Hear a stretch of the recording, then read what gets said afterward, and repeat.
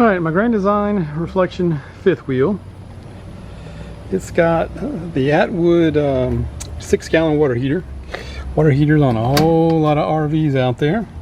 This is the one that does not have the anode rod. So it's got a plastic drain plug to drain it.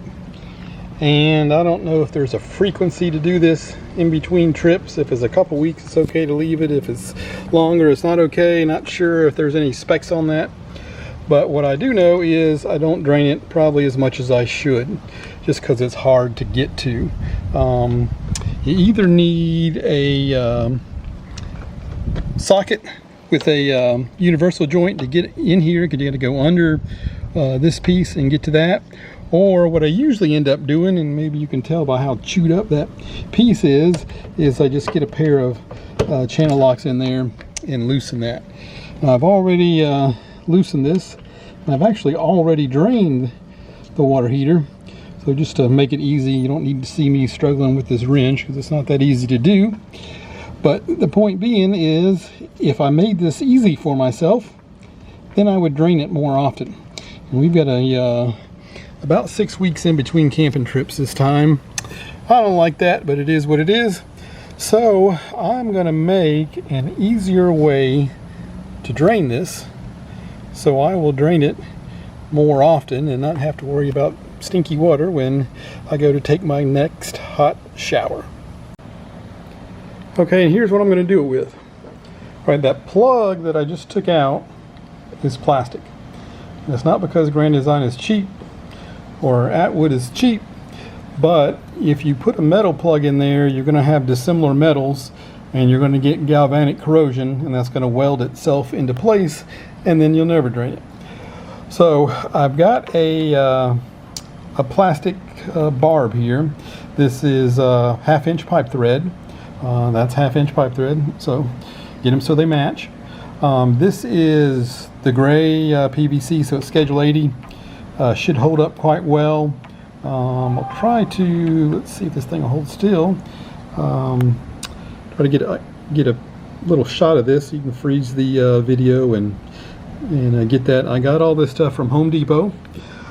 Next, well, let's look at this first. Next, I got this is a sink repair fitting, and let's see if I can get that a little bit in video what it is. So it's a 12 inches long, probably a little longer than it needs to be, but it's 1/2 inch by 3/8, so 1/2 inch on this end. Little nipple I just bought, it's going to fit into there. And then I got a shut-off valve, so a little shot of that. See what it is. Again, all this, I can't remember if I just told you, but all this came from Home Depot. So little shut-off valve, and it is going to go down here. It's a 1/4 turn valve, so just a 1/4 turn for on and off. So got to connect this together, and then we'll put it back in the RV. All right, and here is the drain line all put together. Got the plastic pipe nipple on the big end, and then got the 1/4 turn valve on the little end. And so now all we got to do is just screw that piece back into the water heater right where the plug came out.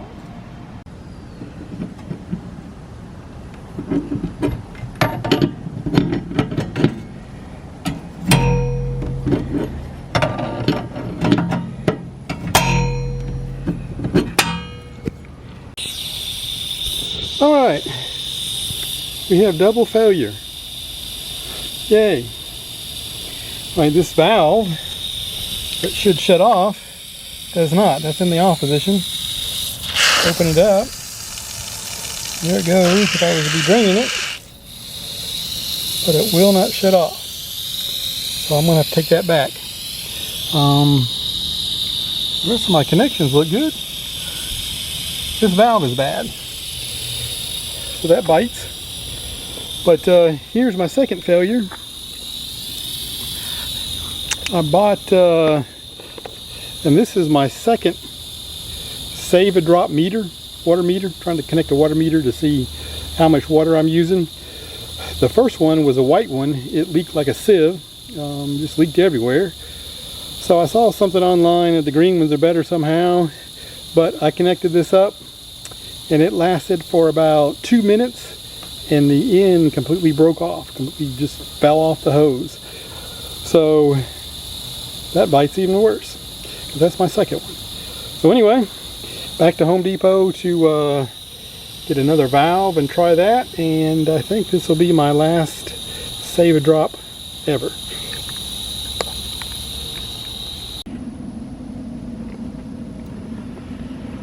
Alright, it's been 2 days, but from the magic of YouTube, it only feels like 2 seconds. I put on my second valve from Home Depot and it leaked too. So ended up going down to my local Ace Hardware, got another valve. It does not leak. So I guess we got some bad Home Depot valves. So the water is connected, the water is pressurized. You can probably hear the water heater is cranking up on gas. So it's getting hot. Open that back down, and then there's my setup. So we got my plastic fitting, my hose fill line braided, and a quarter turn shutoff valve. So will be very easy to drain in the future, instead of having to fight with unscrewing this plug all the time. So I'm gonna give it another few minutes to heat up to temperature. I just checked it a second ago. It's about 105 degrees.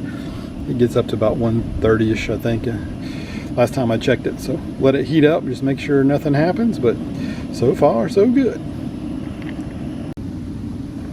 All right, still running. Something never thought about, but while it is fired up on gas, which is going to be the most heat it's going to produce, this is not even barely warm. I mean, I can hold my finger on it, so this is, nothing gets hot along here.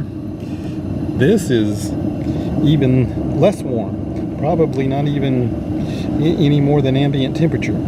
So none of this stuff gets hot while the water heater is running. So no issues making this mod. And just give it a little run on both gas and electric, just to make sure we've got a good all-around test.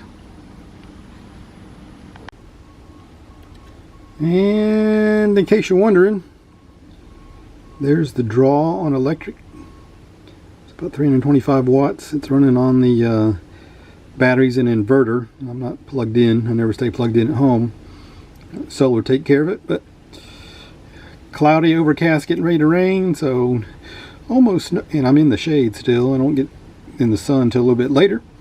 So almost no solar, but there's the amp draw on the water heater on electric. And here we are finally.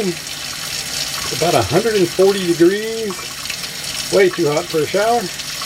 But we're full temp.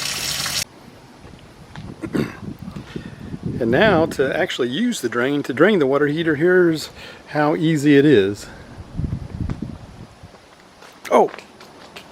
Oh yeah, I need to drain the water heater. Put this up. Pull this bucket out. Drain that. Point that down here. Open. And then take the TPR valve just a little bit. And here we go. Easy peasy. So no more fumbling for a wrench or a pair of pliers to unscrew all that. Just a quarter turn of the valve and there it is. So I hope this dribble isn't making you have to go. But if it is, go like and subscribe first. Lots of great RV and kayak stuff on the channel. Much more great RV and kayak stuff to come. So please like and subscribe.